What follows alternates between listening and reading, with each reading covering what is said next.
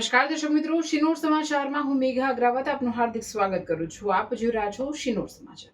શિનોર તાલુકાના માલપુર ગામે ચૂંટણી પ્રચાર અર્થે શિનોર જિલ્લા પંચાયતના ભાજપના ઉમેદવાર રોહિતભાઈ પટેલ અને શિનોર તાલુકા પંચાયતની સેગવા બેઠક પરના ઉમેદવાર મીનાબેન અલ્પેશભાઈ વસાવા દ્વારા ફેરણીનું આયોજન કરવામાં આવ્યું હતું. આ ફેરણી દરમિયાન લોકો દ્વારા ઠેર ઠેર કુમકુમ તિલક અને ફૂલહાર પહેરાવી ભવ્ય સ્વાગત કરી પ્રચંડ સમર્થન આપ્યું હતું.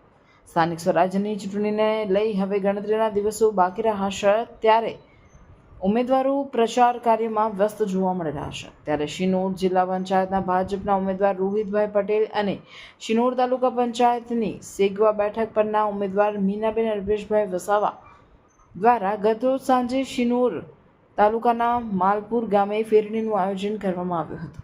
ફેરણી દરમિયાન કુમકુમ તિલક અને ફૂલહાર પહેરાવી ભવ્ય સ્વાગત કરી પ્રચંડ સમર્થન આપ્યું હતું.